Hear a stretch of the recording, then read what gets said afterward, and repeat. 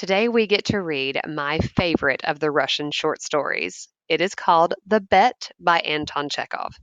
It is my favorite because as you read, I always want to put myself in the shoes of both of these characters, but primarily the lawyer, because I'm always asking myself, could I have taken that bet? Could I have won that bet? If I actually made it the entire time, what would I have done at the end? Those are questions that you can be asking yourself. It was a dark autumn night, and an elderly banker was pacing his study, reminiscing about a party he had given one autumn 15 years ago. Many clever people had come, and there had been a most interesting conversation, capital punishment being one of the topics they had discussed, among others. The great majority of the guests, who included many scholars and journalists, had been against it. In their view, this form of punishment was outmoded, immoral, and unfit for Christian states. Some thought the death penalty should be replaced everywhere by life imprisonment. I don't agree, the banker had told his guest. I've never tasted capital punishment or life imprisonment myself. But if I may offer an a priori judgment, I think that capital punishment is more moral and humane than imprisonment. Executions kill you right away, whereas life imprisonment does it slowly. Which kind of executioner is more humane? One who takes just a few minutes to kill you, or one who drags the life out of you during the course of many years? Both are equally immoral, remarked one of the guests. Both have the same purpose to take life. The state isn't God. It has no right to take away what it can't give back if it so chooses. Among the guests was a young lawyer of about 25. When his opinion was asked, he said, the death penalty and life imprisonment are equally immoral, but if I had to choose between execution or being locked away for life, I'd opt for the second, without any doubt. Any sort of life's better than none at all. A lively argument had broken out then. The banker, who was younger and more excitable in those days, suddenly lost his temper, banged his fist on the table, and shouted at the young lawyer, "That's not true. I bet you 2 million that you wouldn't even last 5 years in a cell on your own." "If you mean that seriously," the lawyer replied, "then I bet you I could stay locked up for 15 years, not 5." 15? Done, shouted the banker. "Gentlemen, I stake 2 million on it." "I accept. You're staking millions. I'm staking my freedom," the lawyer said. Okay. So we have the battle lines drawn. We have the bet set, so to speak. You have two different characters. They are called the banker and the lawyer. They are given no other names, probably because Anton Chekhov would like for you to put yourself into those shoes, and there you could be one of them since they're titles and not specific names. The argument that they're having is over capital punishment. Which one is more moral? Which one is more humane? Because the banker's argument is that capital punishment or the death penalty is going to kill you and it's going to kill you quickly. So that makes it better because life imprisonment is also going to kill you, but it's going to drain the life out of you more slowly. On the other side of this argument is a 25-year-old lawyer who very clearly states any kind of life is better than none at all. There you have the battle lines. Now, this party is happening at the banker's house. If this banker is willing in the 1800s to drop $2 million over an issue that really boils down to his pride and being right, it means that this guy has more money than anybody you could ever imagine. He's probably very popular. The entire town is probably there. And I'm also willing to bet, haha, bet, that he probably did not ever plan on paying this money out because I am willing to bet that these guys are probably inebriated. And if you do not know what the word inebriated means, you should go look it up. But I would almost put money on the fact that both of them were. And so that preposterous, senseless bet was made. The banker, a spoiled, frivolous man at the time who had more millions than he could count, was overjoyed at the bet. Over supper, he made fun of the lawyer. "Come to your senses, young man, before it's too late," he said. 2 million is chicken feed to me, but you risk losing 3 or 4 of the best years of your life. I say 3 or 4 because you won't last longer. And don't you forget, poor man, that voluntary confinement is much harder than compulsory incarceration. The thought that you could regain your freedom any minute will poison your whole existence in prison. I feel sorry for you. Look back. Voluntary confinement, which means you are choosing to go into prison, is much harder than compulsory incarceration, where you are forced to go, because at any minute you could just decide to walk out the door.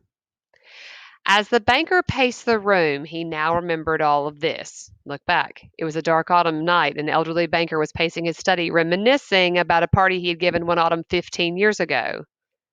15 years. The bet. 15 years. What was the point of that bet? He wondered. What was the use of that lawyer losing 15 years of his life or my throwing away 2 million? How could that prove that the death penalty is any better or worse than life imprisonment? Definitely not. Stuff and nonsense. On my part, it was the whim of someone with too much money. On the lawyer's, it was sheer greed. A little later, he remembered the events following that evening. They had decided the lawyer must serve his time under the strictest surveillance in one of the lodges in the banker's garden. The conditions were: for 15 years, he was not to be allowed to cross the threshold, to see a living soul or hear a human voice, to receive newspapers or letters. He was allowed a musical instrument and books to read and to write letters, drink wine, and smoke. His only communication with the outside world, they stipulated, was to be through a small, specially built window, and he wasn't allowed to speak one word. Books, music, wine, and so on. He could have anything he needed and as much as he liked, but only via the window and by writing little notes. To ensure his confinement was strictly solitary, the agreement covered every minute point of detail and compelled the lawyer to serve a term of exactly 15 years, from 12 o'clock on 14th of November, 1870, until 12 o'clock on 14th of November, 1885. The least attempt to violate these conditions, even 2 minutes before the time was up, freed the banker from any obligation to pay the 2 million. This is going to be hard. The fact that he could not have contact at all with the outside world besides little letters. He couldn't even say thank you when he was brought food. This is the kicker for what I think would be most of us. Now, before I get into all of the different things that he asks to read over the course of time, I want for you to possibly make note of it, because when you watch what he is asking to read, you are going to start to watch a change in this character. You can kind of mark the changes in him from year to year as he asks for different things. And again, put yourself in his shoes. Could you have done it? During the first year of his confinement, the lawyer suffered dreadfully from loneliness and boredom, as far as one could judge from his brief notes. Day and night, the sound of the piano came from the lodge. He refused wine and tobacco. Wine, he wrote, stimulates desire, and desire was a prisoner's worst enemy. Moreover, nothing was more depressing than drinking good wine on one's own, and tobacco polluted the air in his room. For the first year, the lawyer mainly had light books sent in, novels with complicated love plots, crime fiction, fantastic tales, comedies, and so on.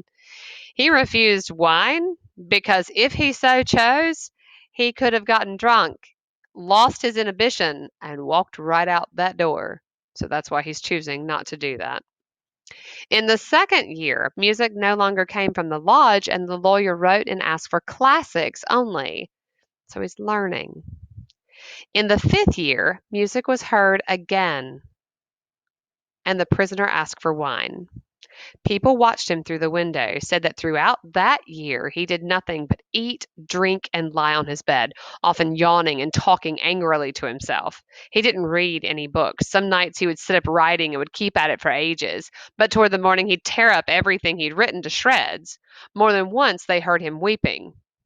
Year 5 was hard. Year 5 was really hard. Year 5 was so so much harder than the rest. Can you think of why year 5 would be so hard? I mean, yes, he is a third of the way through. Yes, he still does have 10 more years to go. Yes, he's probably settling into a routine. But why is year 5 so hard? Do you remember the conditions of the original bet? The conditions were, I bet you 2 million that you couldn't last in a cell on your own for 5 years. Those were the additional those that was the initial term. And then the lawyer upped the ante and he said, "No, I could do it for 15." Eek. Year 5 is hard because he knows that he could be out. In the second half of the 6th year, he finally got over it. The prisoner devoted himself with great zeal to the study of languages, philosophy, and history. He applied himself so eagerly to these subjects that the banker was hard put keeping him supplied with books.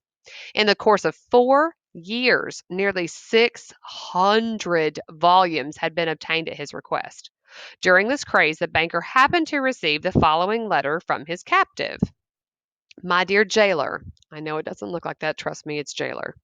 I'm writing these lines in 6 languages. Show them to the experts. Let them read them. If they don't find any mistakes, I beg you to have a shot fired in the garden. That will prove to me that my efforts haven't been in vain.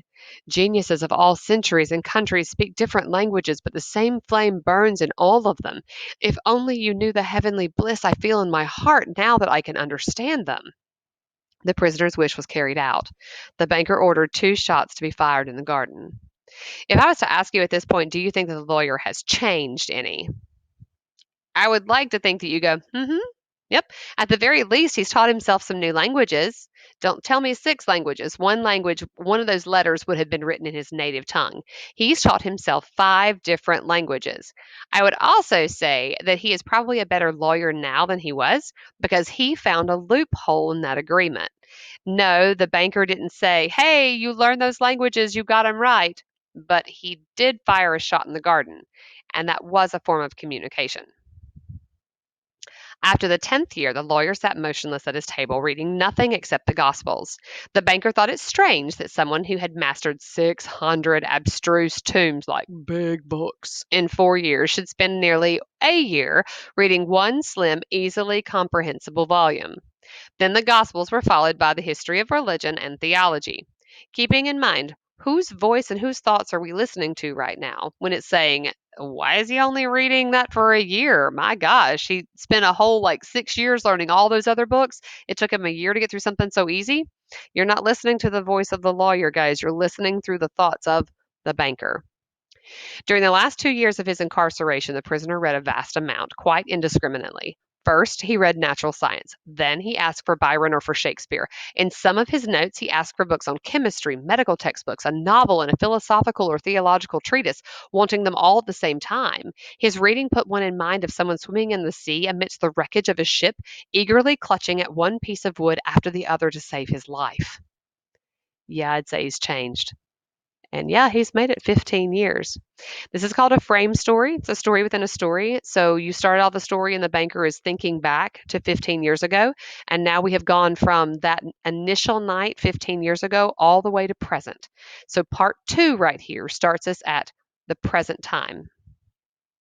As he recalled all this, the old banker reflected.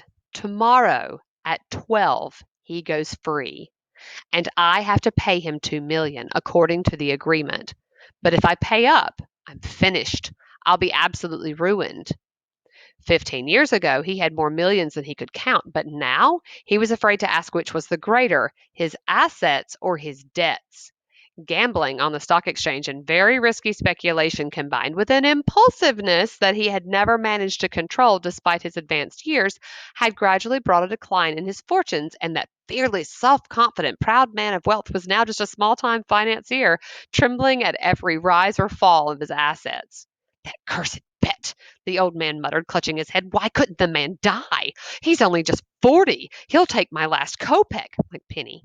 He'll marry, he'll enjoy life, he'll play the stock market while I jealously watch him like a beggar. Every day I'll hear him say the same thing. I owe all my happiness to you. Please let me help you.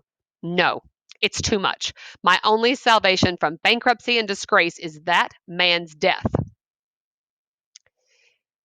3 o'clock struck. This is 3 o'clock in the morning. This is the setting for every scary movie you have ever seen. The banker cocked an ear. The whole household was sleeping. The only sound was the rustling of the frozen trees outside.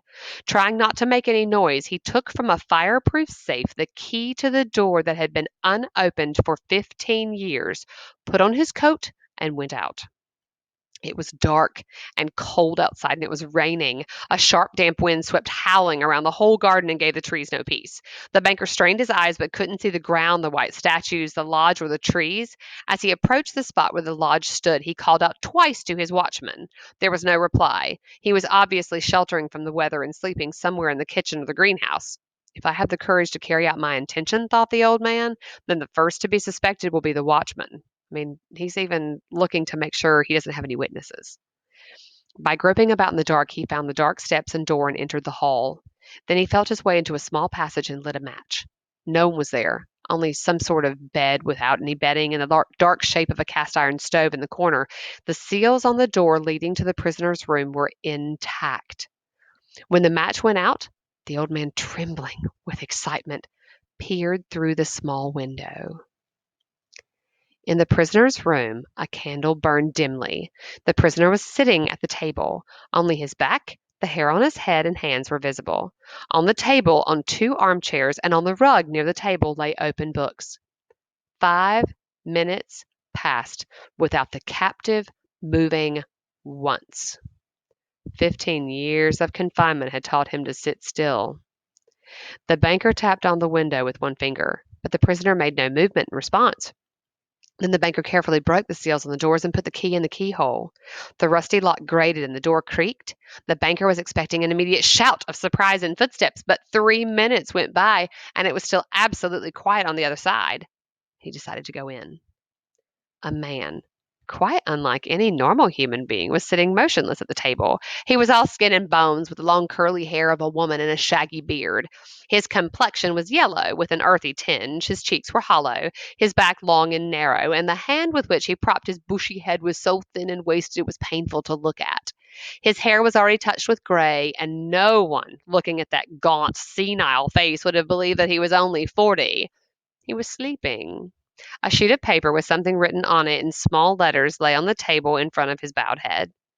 Poor man, thought the banker. He's asleep and probably dreaming of those millions. All I have to do is to take hold of this semi-corpse, throw it on the bed, just smother it gently with a pillow, and the most meticulous examination won't find a trace of death by violence. However, let's first read what he's written. What a good idea before you commit murder. The banker picked up the sheet of paper and read the following. Now, this is finally the voice of the lawyer. Tomorrow, at 12 o'clock, I regain my freedom and the right to mix with people again. But before I leave this room and see the sun again, there's some things I feel I should tell you. With a clear conscience and with God as my witness, I declare that I despise freedom, life, health, and everything that those books of yours call the blessings of this world. I have spent 15 years making a careful study of life on earth. True, I haven't seen anything of the earth, of people, but in your books I have drunk fragrant wine, sung songs, hunted deer and wild boar in forest, loved women. Beautiful creatures as ethereal as clouds created by the magic of your great poets have visited me at night and whispered marvelous tales in my ear, making my head reel. In your books I have scaled the summits of Elbrus and Mont Blanc, and from them I have seen the sun rising in the morning, flooding the sky, ocean, and mountain peaks with crimson gold in the evening. From there I have seen the lightning flash above me and cleave the clouds. I have seen green forests, fields, rivers, lakes, towns. I have heard the sirens sing in the music of shepherds' pipes. I have touched the wings of beautiful demons who flew down to talk to me about God. In your books, I have hurled myself into bottomless abysses, wrought miracles, murdered, burnt cities, preached new religions, conquered entire kingdoms. Your books have given me wisdom. Everything that man's indefatigable mind has created over the centuries is compressed into a tiny lump inside my skull. I know I am cleverer than the lot of you, and I despise your books. I despise all the blessings of this world, all its wisdom. Everything is worthless, transient, illusory, and deceptive as a mirage. You may be proud, wise, and handsome, but death will wipe you from the earth. the face of the earth, together with the mice under the floorboards. And your posterity, your history, your immortal geniuses will freeze or be reduced to ashes along with the terrestrial globe. You've lost all reason and are on the wrong path. You mistake lies for the truth and ugliness for beauty. You'd be surprised if apple and orange trees suddenly started producing frogs and lizards instead of fruit, or if roses smelt of sweaty horses. I'm amazed at you people who have exchanged heaven for earth. I just don't want to understand you. To show in actual practice how much I despise what you live by, I renounce the 2 million I once dreamed of as though of paradise, but for which I feel only contempt now. To forfeit my right to them, I shall leave this place 5 hours before the stipulated time and thus break the agreement. Did you get it? He's renouncing it. In the time that he has been inside of that room reading those books, he has become so separated from the world that he feels away from the world. And now the money that he loves so much, he hates and he's going to walk away from. Let's look and see what the banker does. After reading this, the banker laid the piece of paper on the table, kissed the strange man's head, and left the lodge weeping. At no other time, not even after heavy losses on the stock exchange, had he ever felt such contempt for himself as now. Back in his house, he went to bed, but he's kept awake for a long time by excitement and tears. Next morning, some white faced watchmen came running to inform him that they had seen the man from the lodge climb through his window into the garden, make for the gate, and disappear. The banker went to the lodge with his servants to make certain that the prisoner had in fact fled. To put paid to any unnecessary disputes later on, he picked up the sheet with the renunciation from the table, returned to the house, and locked it in his fireproof safe. The end. Okay, I'm willing to bet that several of you are very frustrated with the lawyer and you cannot believe that he spent 15 years of his life inside of one room and then did not take the money. I'm equally frustrated. But if the lawyer, who had grown so much and had changed so much, had taken that money, it would have made him a hypocrite, unless he did turn around and use that money for something good or for some kind of charity. But he was for real when he said, nope, no, thank you. Now, from the banker's perspective, what he does with that letter is very telling for him. Because when you have a bet, when you make a bet, just in life in general with your friends, there's going to be a winner and a loser.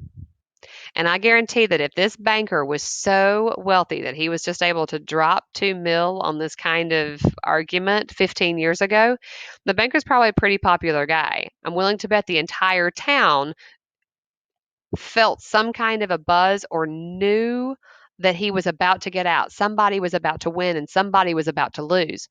When that banker takes that letter and the explanation for why he did not take it, when he takes that letter and he puts it away, who looks like the loser in this case? The lawyer. The lawyer looks like the loser. The lawyer looks like he went nutso and jumped out that window and didn't win. The banker looks good. The banker looks like he won. If the banker were to have turned that letter over to the public, the possibility exists that it would make the lawyer look good and make the banker look bad. He wasn't going to have that. So if I ask you the question later on, do you think that the banker has changed? Be careful with that. Because yes, the banker has lost a bunch of money. His bank account has changed. But who he is, maybe not so much. Who the lawyer is, I think you could make a decent case for that. All right, there's lots more to talk about with this story. It is a wonderful story. I hope that you enjoyed the bet.